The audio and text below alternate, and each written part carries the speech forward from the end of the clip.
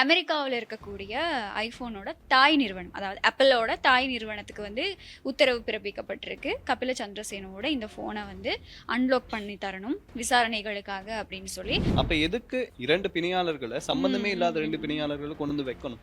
So இதெல்லாம் திட்டமிட்டு நடந்துச்சா அப்படின்ற கேள்வியும் வந்து வருது. இந்த காசை வச்சு நீங்க உங்களுடைய ஸ்ரீலங்கா பொதுஜன பெரமுன கட்சியோட தேர்தல் பிரச்சாரங்களுக்காக நீங்க பயன்படுத்திருக்கீங்க, அதாவது ஊழல் பணத்தை நீங்க பயன்படுத்தி இருக்கதா தான் உங்க மேல குற்றச்சாட்டு, உங்களை பத்தி இப்படி சொல்லியிருக்காங்க அப்படின்னு சொல்லி.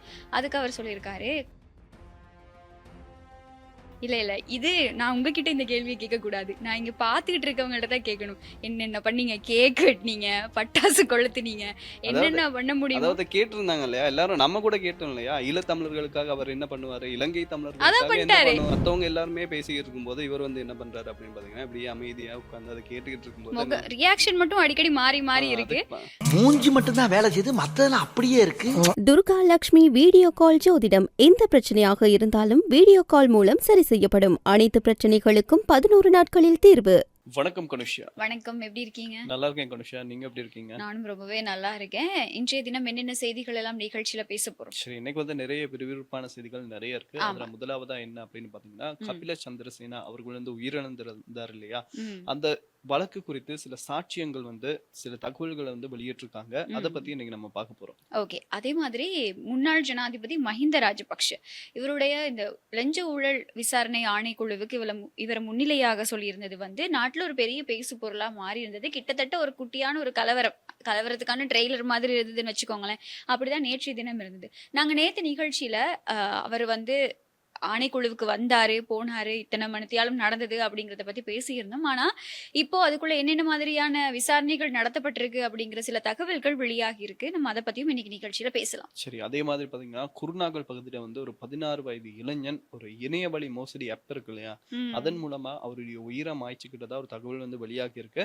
அதையும் பார்க்கலாம். அதே மாதிரி தமிழக சட்டமன்றம் அங்க வந்து விஜய் அவர்களை பத்தி நிறைய கருத்துக்கள் வந்து வெளியாகி இருக்கு. அவர் சில பேருக்கு வந்து பதவி கொடுத்திருக்காரு, பெரிய சர்ச்சைகள்ல சிக்கி இருக்காரு. ஆட்சிக்கு வந்து உடனேயே இப்படியா அப்படின்ற மாதிரி அவருக்கு வாக்கு போட்ட மக்களையே வந்து இப்ப யோசிக்க வச்சுட்டாரு அப்படின்னு தான் சொல்லலாம். அதை பத்தியும் இன்னைக்கு நம்ம நிகழ்ச்சியில பார்க்கலாம். ஓகே, நிச்சயமா நிகழ்ச்சிக்குள்ள போலாமா? சரி, முதலாவதா என்ன விஷயம் அப்படின்னு பாத்தீங்கன்னா, கபில சந்திரசேன அதாவது சில நாட்களுக்கு முன்னாடி அவர் வந்து உயிரிழந்திருந்தாரு. ஒரு முக்கியமான வழக்கோட ஒரு பெரிய சாட்சியம் அப்படின்னு கூட சொல்லலாம். சோ அப்படி இருக்க பட்சத்துல அவர் உயிரிழந்ததுக்கு அப்புறமா அந்த உயிரிழந்த நேரத்துல என்ன நடந்துச்சு அப்படின்னு சில சாட்சியங்கள் வந்து முன்னுக்கு வந்து சொல்லியிருக்காங்க. அதுல ஸ்பெஷலா யார் சொல்லியிருக்காங்க அப்படின்னு பாத்தீங்கன்னா, முன்னாள் இலங்கை கிரிக்கெட் வீரர் அரவிந்த டி சில்வா அப்படின்னு சொல்லலாம். இது ஏன் அப்படின்னு பாத்தீங்கன்னா, அரவிந்த டி சில்வாவும் இவரும் வந்து சகோதரிகள் தான் கல்யாணம் பண்ணியிருக்காங்க. சோ அரவிந்த டி சில்வா என்ன சொல்றாரு அப்படின்னு பாத்தீங்கன்னா, உயிரிழந்த கபில சந்திரசேனா வந்து சில நாட்களாக அதை பிணையில இருந்து வெளியில வந்தார் இல்லையா, அதுக்கப்புறமா இவர்கிட்ட சொல்லியிருக்காரா என்ன அப்படின்னு பாத்தீங்கன்னா, நான் வந்து இப்பதான் வெளியில வந்தேன், ஆனா திருப்பி என்ன வந்து உள்ள போட ட்ரை பண்றாங்க, இந்த அரசாங்கம் வந்து உள்ள போட ட்ரை பண்ணுது அப்படின்ற மாதிரி குற்றச்சாட்டு வந்து சொல்லிக்கிட்டே இருந்ததாகவும் அவர் வந்து மன உளைச்சல் இருந்ததாகவும் அவர் வந்து தகவல் தெரிவிச்சிருக்காரு.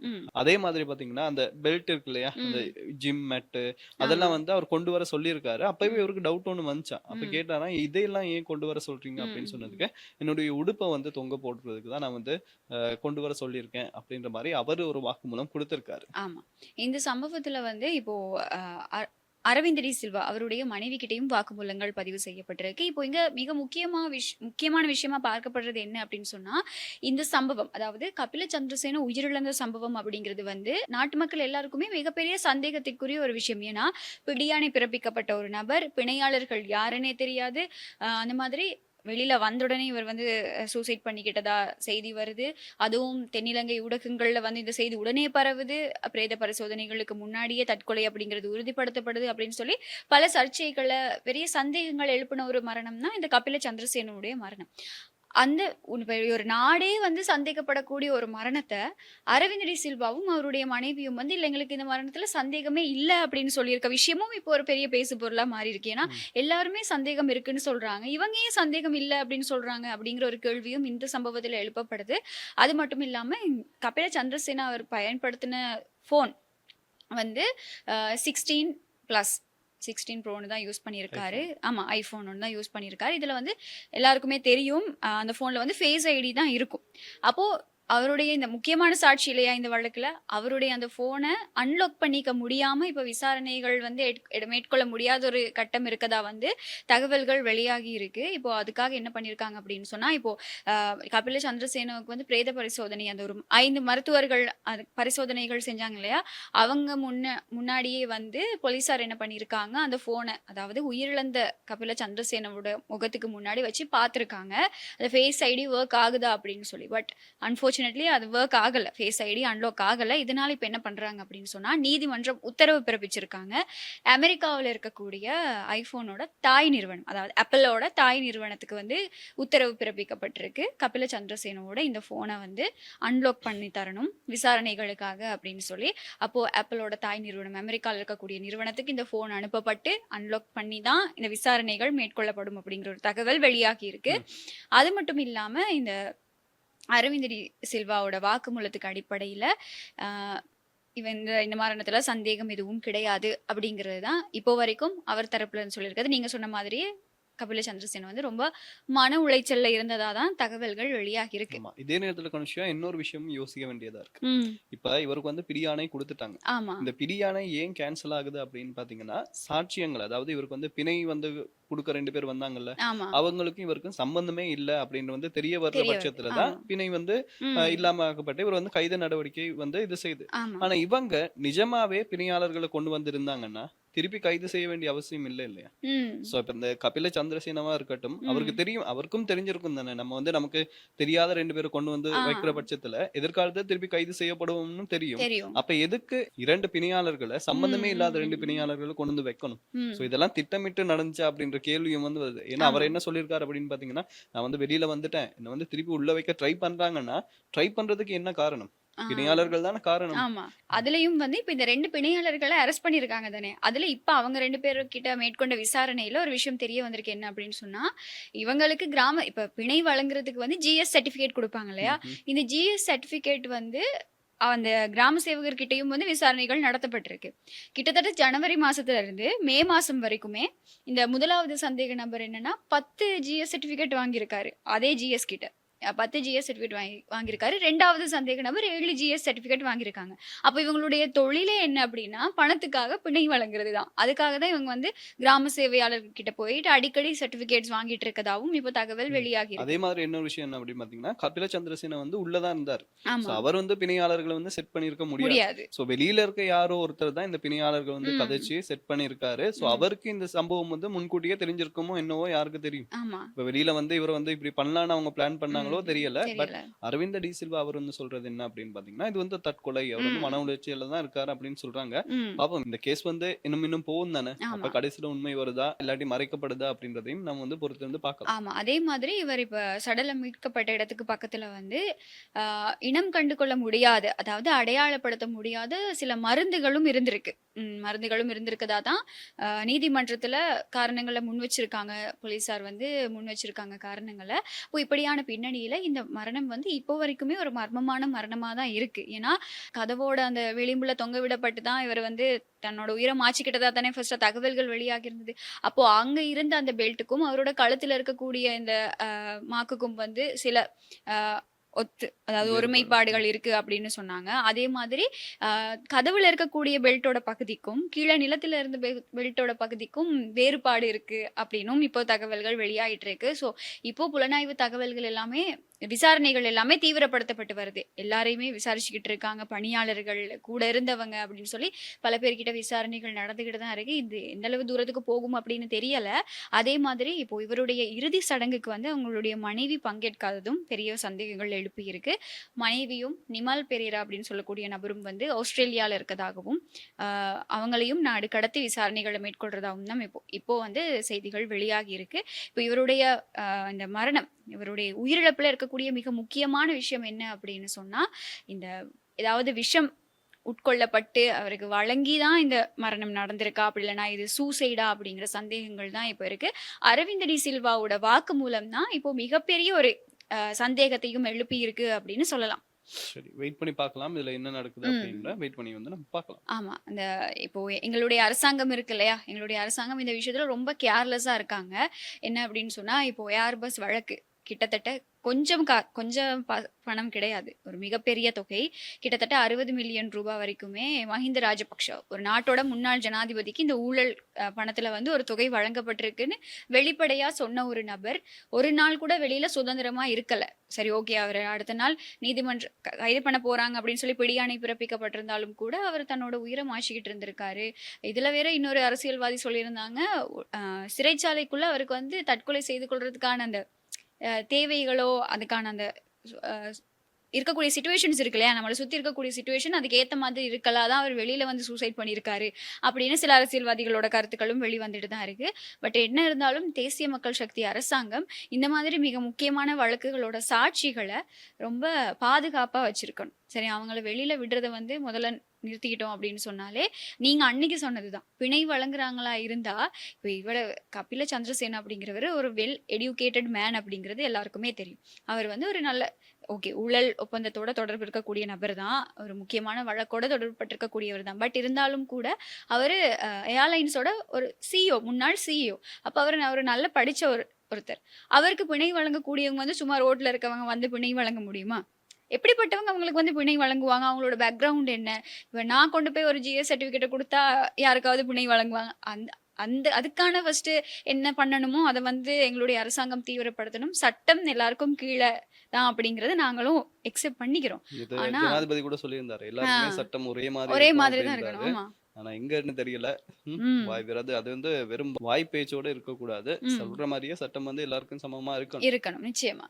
சோ இப்படியான பின்னணியில தான் நேற்றைய தினம் முன்னாள் ஜனாதிபதி மஹிந்த ராஜபக்ஷவும் வந்து லஞ்ச ஊழல் விசாரணை ஆணைக்குழுவுக்கு அழைக்கப்பட்டாரு. நாங்க நேத்தே சொல்லியிருந்தோம் என்னென்ன பேசுனாங்க, வந்திருந்தவங்க என்ன சொன்னாங்க. சோசியல் மீடியா ஓபன் பண்ணாலே அவ்வளவு அடி மஹிந்த ராஜபக்ஷவோட ஆதரவாளர்களுக்கு. ஏன்னா என்னடா பண்றீங்க அப்படிங்கிற மாதிரி, எதுக்கு ஆதரவு தெரிவிக்கிறோன்னு தெரியாமலே பல பேர் வந்து அன்னைக்கு ஆதரவு தெரிவிச்சிட்டு இருந்ததை பார்க்கக்கூடியதா இருந்தது. இப்படியான பின்னணியில வந்து இப்போ அவர் வந்தாரு, 2 மணித்தியாலம் அவர்கிட்ட வாக்குமூலங்கள் பதிவு செய்யப்பட்டது அப்படிங்கிற ஒரு செய்தி தான் நேற்றைய தினம் வரைக்கும் ஃபுல்லா சோஷியல் மீடியாவா இருக்கட்டும், செய்தி ஊடகங்களா இருக்கட்டும், எல்லாத்துலயுமே நம்ம பார்த்துட்டோம். ஆனா இப்போ இன்றைய தினம் ஒரு சில தகவல்கள் கசிஞ்சிருக்கு. உள்ளக வட்டாரங்கள்ல இருந்து தகவல்கள் வெளியாகி இருக்கு. என்ன அப்படின்னு சொன்னா, முன்னாள் ஜனாதிபதி ரணில் விக்ரமசிங்கவும் இதே மாதிரியான ஒரு சூழ்நிலைக்கு தள்ளப்பட்டாரு. எங்க எல்லாருக்குமே ஞாபகம் இருக்கும், மறக்க மாட்டாங்க யாருமே. அப்படியான பின்னணியில முன்னாள் ஜனாதிபதி ரணில் விக்ரமசிங்கவை விசாரிச்சவங்களே தான், அதாவது லஞ்ச ஊழல் ஆணைக்குழுல யார் அவரை விசாரிச்சாங்களோ அதே விசாரணை அதிகாரிகள் தான் முன்னாள் ஜனாதிபதி மஹிந்த ராஜபக்ஷவையும் நேற்று விசாரிச்சிருக்கிறதா இப்போ ஒரு தகவல் வெளியாகி இருக்கு.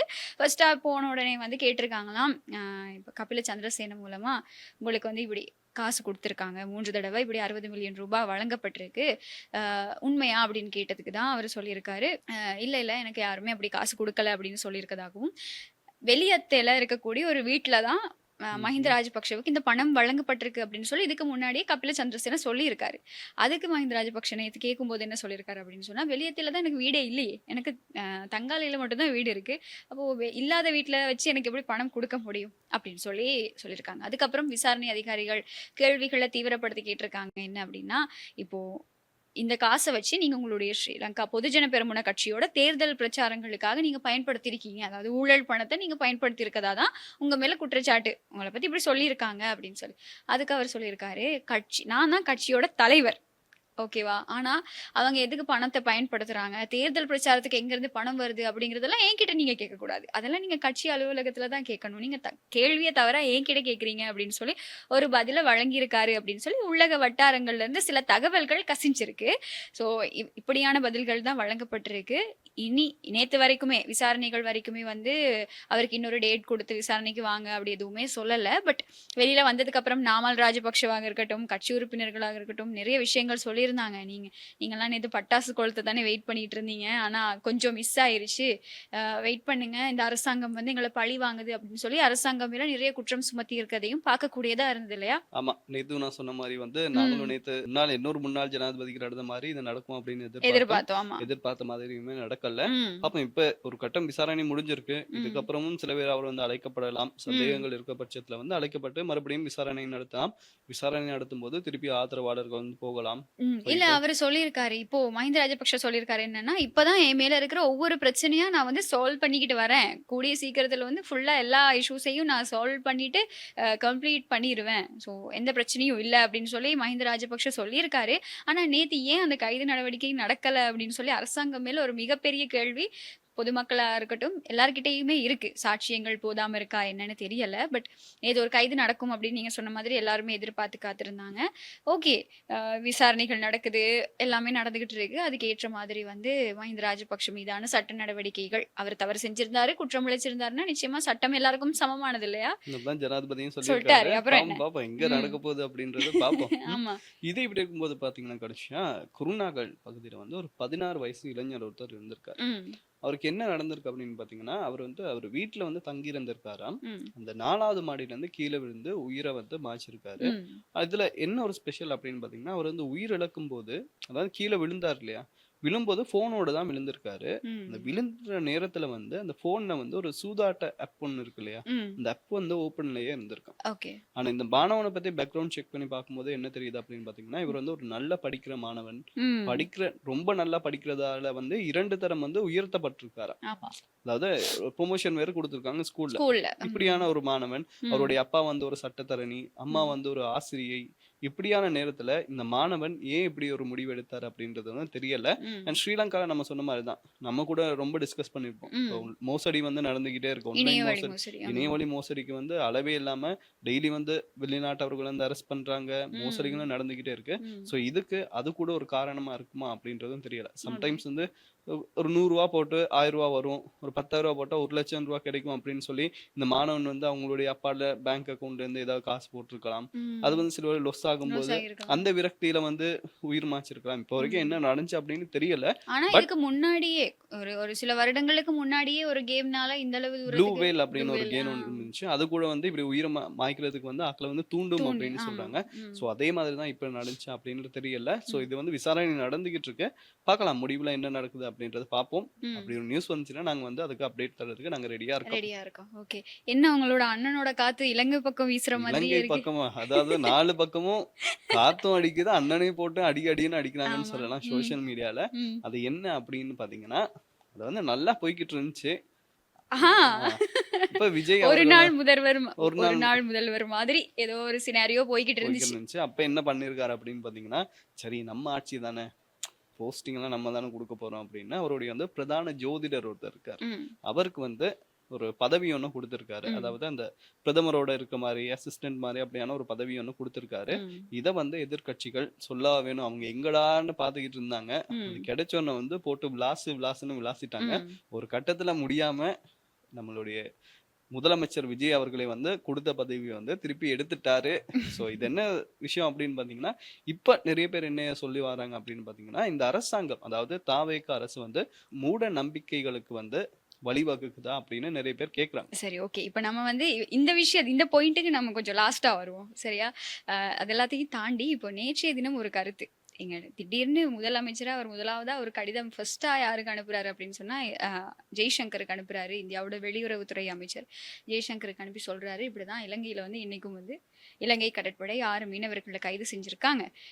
ஸோ நீங்க வந்து இதுக்கு உடனடியா விசாரணை மேற்கொண்டு அங்க இருக்கவங்கள மீட்டெடுக்கணும். இதுக்கு முன்னாடி யாரெல்லாம் அரெஸ்ட் பண்ணியிருக்காங்களோ அவ்வளோ பேரையும் நீங்க மீட்டெடுக்கவே வேணும் அப்படின்னு சொல்லியிருக்காரு. அதை பத்தி நீங்க என்ன அது நினைக்கிறீங்க? வந்து நான் பார்த்தேன். அதாவது ஒரு ரீல் ஒண்ணு பார்த்தேன். அதுல வந்து இருந்துச்சு என்ன அப்படின்னா, இவர் வந்து தேர்தல் பிரச்சாரத்துல வந்து சொல்லியிருக்காரு என்ன அப்படின்னு பாத்தீங்கன்னா, ம். அந்த கவர்மெண்ட் வந்து இருக்கு இல்லையா, அவங்க வந்து ம். திடீர்னு எந்திரிப்பாங்களாம், எந்திரிச்சு வந்து கடிதம் எழுதுவாங்களாம், மானே மானே தேனே தேனே அப்படின்னு பொன்மானே வந்து எழுதி அப்படின்னு. கடிதம் வந்து எழுதிருவாங்க. அப்புறம் வந்து மறந்துடுவாங்க அப்படின்னாரு. ஆ. இப்ப இவரு என்ன செய்யறாரு அப்படின்னு பாத்தீங்கன்னா, இவரும் வந்து அதேதான் செய்யறாரு. ம். இப்ப எதுக்கு இந்த வீண் வீராப்பு அப்படின்னு சொல்லுவாங்க இல்லையா, இல்ல. இது நான் உங்ககிட்ட இந்த கேள்வியை கேட்கக்கூடாது. நான் இங்க பார்த்துக்கிட்டு இருக்கவங்கள்ட்ட தான் கேட்கணும். என்னென்ன பண்ணீங்க? கேக் வெட்டினீங்க, பட்டாசு கொளுத்துனீங்க, அதாவது என்னென்ன பண்ண முடியுமோ அதாவது கேட்டிருந்தாங்க இல்லையா, எல்லாரும் நம்ம கூட கேட்டோம் இல்லையா, ஈழத்தமிழர்களுக்காக அவர் என்ன பண்ணுவாரு, இலங்கை அதான் தமிழர்களுக்காக என்ன பண்ணிட்டாரு. பண்ணுவாரு அப்படின்னு. அதான் லெட்டர் எழுதி கொடுத்துட்டாருல, வேற என்ன கொடுத்துட்டாரு. வேணும் அப்படின்ற மாதிரி கேட்டாரு. எப்படி எனக்கு புரியல. அதாவது இப்போ இலங்கையில இருந்து ஒரு ஒரு மீனவர் வந்து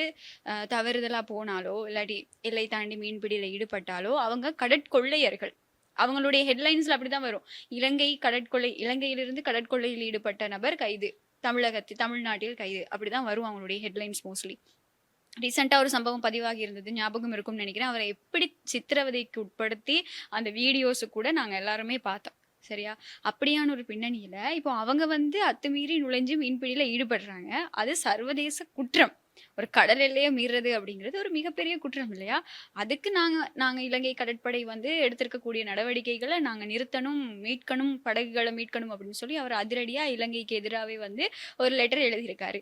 ஸோ நீங்களே டிசைட் பண்ணிக்கோங்க. நாங்க எதுவுமே சொல்ல போறது கிடையாது. அது அவங்க பார்வையாளர்களுடைய இஷ்டம், விஜயோட ரசிகர்களுடைய இஷ்டம். இதுக்கு மேல நீங்க அவருக்கு சப்போர்ட் பண்ண போறீங்க. சப்போர்ட் பண்றது பண்ணாததுமே அவங்களுடைய இஷ்டம் தான். அரசியல் அப்படிங்கிறது வேற, சினிமா அப்படிங்கிறது வேற. அரசியலையும் சினிமாவையும் வந்து ரெண்டா ஒன்னா வந்து நம்ம வந்து மிக்ஸ் பண்ணிக்க கூடாது, குழப்பிக்க கூடாது. ஏன்னா எல்லாருக்குமே தெரியும் அவருடைய தேர்தல் முடிவுகள் வந்து அவர் முதலமைச்சரா பதவியேற்றதுக்கு அப்புறமா எல்லாருக்குமே ட்விஸ்ட் வச்சாரு இல்லையா? ஸ்டாலினை போய் சந்திச்சாரு, சீமானை போய் சந்திச்சாரு, வைகோவை போய் சந்திச்சாரு, நேற்றைய தினம் அவருக்கு ஆதரவு வழங்கின கட்சிகளை போய் சந்திச்சாரு. இப்படி எல்லாருக்கும் ட்விஸ்ட் கொடுத்து கடைசியில ரசிகர்களுக்கும் ஒரு மிகப்பெரிய ட்விஸ்ட் கொடுத்துட்டாரு. இலங்கை ரசிகர்களுக்கு வந்து ஒரு ட்விஸ்ட் கொடுத்திருக்காரு. அந்த ட்விஸ்ட்ல இருந்து இவங்க எப்படி வெளில வர போறாங்க அப்படின்றது தெரியல. சோ இப்படி எல்லாருக்குமே ட்விஸ்ட் கொடுத்தாரு. இது ட்விஸ்டோட மெயினான விஷயம் என்ன அப்படின்னு சொன்னா, அந்த நீங்க சொன்னீங்க இல்லையா, அவர் பிரச்சாரத்துல பேசும்போது ஒரு மாதிரி பேசுறாரு, இப்ப வந்து நடக்கிறது எல்லாமே வேற மாதிரி இருக்கு. அதுதான் இப்ப மிகப்பெரிய பிரச்சனையாவே மாறி இருக்கு விஜய்க்கு. ஏன்னா அவரு இந்த சொல்லுவாங்க, வெளியில இருந்து பார்க்கும்போது, வெளியில இருந்து சொல்லும் போது எல்லாமே நல்லா இருக்கும். அந்தந்த சீட்டுக்கு வந்தாதான், அந்த இடத்துக்கு வந்தாதான் அதோட பவர் என்ன அப்படிங்கிறது தெரியும். அங்க இருந்து என்னென்ன விஷயங்களை பண்ண முடியும் அப்படிங்கிறது தெரியும்.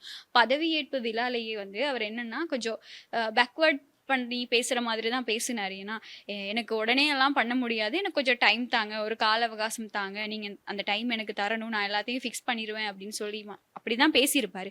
ஆனா இதுவே நீங்க அவருடைய பிரச்சாரத்தை எடுத்து பார்த்தீங்க அப்படின்னு சொன்னா கான்ஃபிடென்ஸா இருங்க அப்படின்னு தான் பேசியிருப்பாரு. அந்த மாதிரியான விஷயங்கள் தான் இப்போ நடந்துகிட்டு இருக்கு. அதுவும் இன்னைக்கு நடந்த இந்த சட்டமன்றம் இருக்கு இல்லையா, அதுல போட்டு விளாசி இருப்பாங்க விஜய.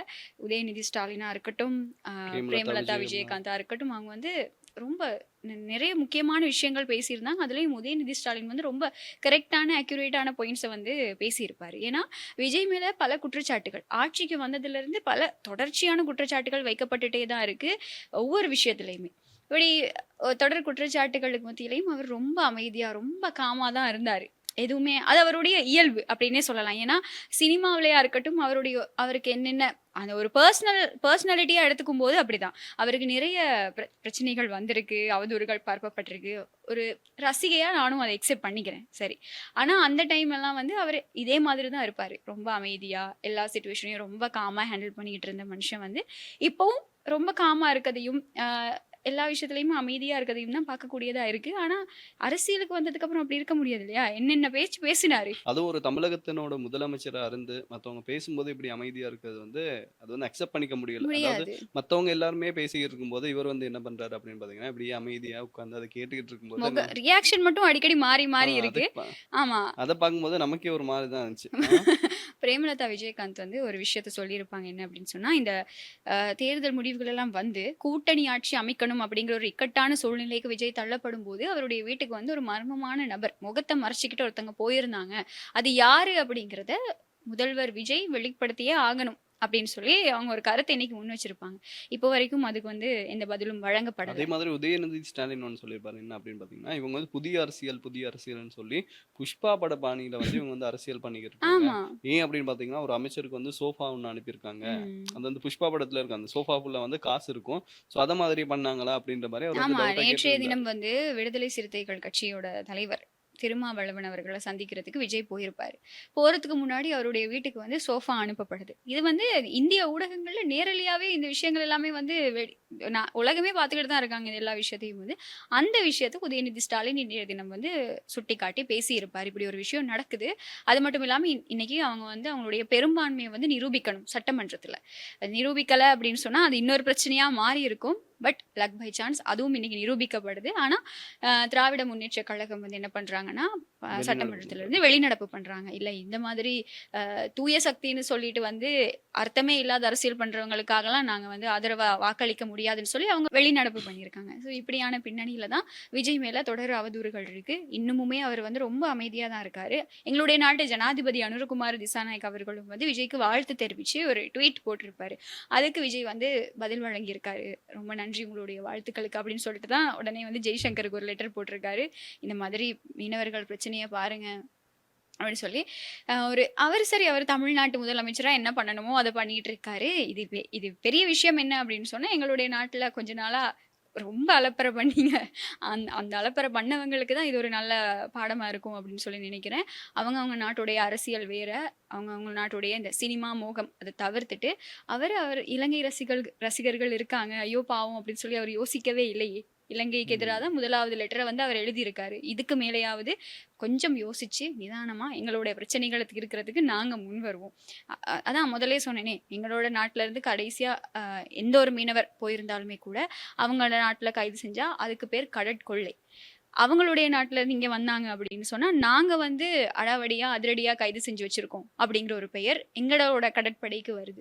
அப்போ நாங்க தான் தெளிவா இதை யோசிக்கணும். யோசிச்சு இந்த அரசியல் வியூகங்கள்ல யாருக்கு சப்போர்ட் பண்ண போறோம் அப்படிங்கிற விஷயத்துல வந்து நம்ம ரொம்ப தெளிவா இருக்கணும்னு நினைக்கிறேன். ரசிகர்களாகவே இருங்க. அரசியல் வியூகம் ஒவ்வொருத்தவங்களோட பொலிட்டிக்கல் ஐடியாலஜி அப்படிங்கிறது வந்து ஆளுக்கால் டிஃபரெண்ட். ஃபர்ஸ்ட் அதை அனலைஸ் பண்ணிட்டு அதுக்கப்புறம் அவங்களுக்கு சப்போர்ட் பண்ணணுமா வேணாமா அப்படிங்கிறத பத்தி நம்ம ஒரு டிசைட் பண்ணணும் அப்படிங்கிறது தான் நான் சொல்ல விரும்பிக்கிறேன். அடுத்தது தான் நீங்க சொன்ன விஷயம், அந்த ஜோதிடர் விஷயம். மதசார்பற்ற அரசியல் அப்படின்னு சொல்லிட்டு வந்துட்டு இப்போ ஜோதிடத்துக்கு முன்னுரிமை கொடுக்கறது தான் சட்டமன்றத்துல இன்னைக்கு பேசு பொருளா மாறி இருந்தது. இப்போ எங்களோட நாட்டுல வந்து முன்னாள் ஜனாதிபதி மஹிந்த ராஜபக்ஷ இருக்காரு இல்லையா, அவருக்கும் இந்த பேர் இருக்கு. நீங்க கேள்விப்பட்டிருக்கீங்களா? அவர் கூட வந்து இந்த சாஸ்திரம் அதுல வந்து ரொம்ப நம்பிக்கை. அவரோட கையில வந்து ஒரு மாலை, அதாவது இந்த கை செயின் மாதிரி இருக்கும். அது கூட இப்ப வந்து என்ன சொல்றாங்க அப்படின்னா, அது போட்டா வந்து ஈர்க்கும், செல்வத்தை ஈர்க்கும் அப்படி இப்படின்னு சொல்றாங்க. ஆட்சி அதிகாரம் அப்படி நிலைச்சிருக்கும், பவர் கிடைக்கும் அப்படின்ற மாதிரி சொல்றாங்க. சோ அதே மாதிரி தான் விஜயும் வந்து இருக்காரு அப்படின்ற மாதிரி நிறைய கேள்விகள் வந்து வந்திருக்கு. ஏன் அப்படின்னு பாத்தீங்கன்னா, சம்பந்தமே இல்லாத ஒருத்தருக்கு வந்து அரசு பதவி கொடுத்து வந்து வச்சிருக்கிறது வந்து தமிழகத்துல வந்து ஏற்றுக்கொள்ள முடியாது. நம்ம நாட்டுல சரி கண்டும் காணாத மாதிரி நம்ம வந்து விட்டுட்டு போயிடுவோம். தமிழகத்துல அப்படி இல்ல. எதிர்கட்சிகள் வந்து சரியா கேள்வி கேட்பாங்க. நம்ம எதிர்கட்சிகள் வந்து சில நேரத்துல வந்து என்ன சொல்றது, கேள்வி கேட்கலாட்டிலுமே வந்து அங்க வந்து அதை வந்து பாராட்டி ஆகணும். அது என்ன அப்படின்னா, பாயிண்டா பேசுவாங்க, கிளியரா வந்து பேசுறாங்க, தட்டி கேட்கறாங்க. ஆமா, ஆக்கப்பூர்வமான எதிர்கட்சி அப்படிங்கறது வந்து அவங்க ஆரம்பத்திலேயே சொல்லியிருந்தாங்க. ஆனா இப்ப கூட நான் இது சொன்னா எப்படி இதை கன்வே பண்ணிப்பாங்க அப்படிங்கிறது எனக்கு தெரியல. இப்ப கூட என்னன்னா, இன்னைக்கு சட்டமன்றத்துல உதயநிதி ஸ்டாலின் வந்து முதலமைச்சருக்கு எதிராக ஒரு சில விஷயங்கள் ரொம்ப பொலைட்டாக சொல்லியிருப்பாரு, ஜென்யூனாக பேசியிருப்பாரு. பேசியிருக்கிற டைமில் வந்து அதுக்கு முதலமைச்சர் விஜய் வந்து ஒரு ரிப்ளை கொடுத்துருப்பாரு. ஆமாம், எங்களுக்கு பெரும்பான்மை அப்படிங்கிறது வந்து கொஞ்சம் நூலிலையில் தப்பிச்சிருச்சு, அதுக்காக நீங்கள் எங்களை சிறுபான்மை கட்சி அப்படின்னு சொல்லிக்கிறீங்களா இருந்தால் ஓகே, நாங்கள் அதுலேயும் மகிழ்ச்சி அடைகிறோம். ஆனால் நாங்கள் சிறுபான்மை கட்சி தான், சிறுபான்மை மக்களுக்காக நாங்கள் வந்து சேவை செய்ய போகிறோம். ஸோ நாங்கள் வந்து இப்போ பெரும்பான்மையை நிரூபிச்சிருக்கோம் அப்படின்னு சொல்லி அவர் வந்து அவருடைய பாணியில் ஒரு சைலண்ட்டான ஒரு பதிலை கொடுத்துருப்பாரு. இங்கே இருக்கக்கூடிய எங்களுடைய ரசிகர்கள் இருக்காங்க இல்லையா, இல்லை அப்படின்னு சொல்ல வேணாம், தமிழக வெற்றி கழக தொண்டர்கள்னே சொல்லுவோம். அவங்கெல்லாம் என்ன பண்ணிட்டாங்க அப்படின்னு சொன்னால், பார்த்தீங்களா உதயநிதி ஸ்டாலின் என்ன சொல்கிறாரு அப்படிங்கிறத சரியாக புரிஞ்சிக்க கூட முடியாதவங்களாம் என்னன்னு தெரியல, இவங்கெல்லாம் எப்படி கிளம்பிட்டாங்க அப்படின்னா எங்களோட முதலமைச்சர்கிட்டயா நீங்கள் வந்து சவால் விடுறீங்க, நாங்கள் எப்படி உங்களுக்கு தக்கான ரிப்ளை கொடுத்தோம் பார்த்தீங்களா அப்படின்னு சொல்லி மறுபடியும் சமூக வலைத்தளத்தில் ஒரு பெரிய புரட்சியே ஆரம்பிச்சிருக்கு. இப்போ இத்தனை நாள் வரைக்கும் சட்டமன்றத்தில் இப்படி ஒரு விவாதம் நடக்குது, யார் என்ன பேசுறாங்கன்னு பார்த்தாங்களா இல்லையான்னு தெரியல. இது எப்படி இருந்தாலுமே கூட விஜய் முதலமைச்சரா வந்ததுக்கு அப்புறம் எல்லாருமே சட்டமன்றம் பார்க்க ஆரம்பிச்சிட்டாங்க. பல பேர் வந்து காலையில வந்தோடனே வேலையா எங்களுடைய காரியாலயத்துல கூட பல பேர் என்னன்னா வந்து சீட்ல உட்காந்து வேலை ஸ்டார்ட் பண்ணுவோம்ல, விஜய் இன்னைக்கு என்ன பேசுறாரு அதான் பார்க்கணும், வந்து எங்களுக்கு அப்டேட் சொல்லுவாங்க, விஜய் இன்னைக்கு இது பேசியிருக்காரு பாத்தீங்களா அப்படின்னு சொல்லி நிறைய பேர் இருக்காங்க. அந்த மாதிரி பல பேர் கருத்து சொல்லுவாங்க. அந்த அளவுக்கு சிறுவர்கள் மத்தியிலையும் இளைஞர்கள் மத்தியிலையும் வந்து விஜய் ஒரு மிகப்பெரிய ஒரு இம்பேக்டை வந்து கிரியேட் பண்ணியிருக்காரு. அரசியலில் வந்து எல்லாரும் நல்ல நல்ல விஷயங்களை கொண்டு வரணும்னு சொல்லி. ஆனால் அவர் பண்ணிக்கிட்டு இருக்கக்கூடிய விஷயங்கள் தான் ஓட் போட்ட மக்களுக்கு வந்து கொஞ்சம் சலிப்பை ஏற்படுத்துற மாதிரி மாறி இருக்கு. சரி பார்க்கலாம். இந்த ஆட்சி எவ்வளவு நாளைக்கு நீடிக்க போகுது அப்படின்னு தெரியல. அந்த டவுட் கூட இப்ப வந்திருக்கு. சோ வெயிட் பண்ணி பார்க்கலாம். சரி இன்னைக்கு வந்து போற போக பார்த்தா நீங்க தான் ரொம்ப எதிர்பார்ப்புல இருக்க மாதிரி இருக்கு. சரி பார்க்கலாம் என்ன நடக்குது அப்படின்ட்டு. இன்னைக்கு வந்து நிறைய விஷயங்கள் பார்த்தோம். இதே மாதிரி நாளைக்கும் பார்க்கறதுக்கு நாங்க தயாரா இருக்கோம். ஓகே, நாளை தினமும் நிகழ்ச்சியோட சந்திக்கலாம். Bye bye. Durga Lakshmi video call ஜோதிடம் எந்த பிரச்சனையாக இருந்தாலும் வீடியோ கால் மூலம் சரி செய்யப்படும். அனைத்து பிரச்சனைகளுக்கும் 11 நாட்களில் தீர்வு.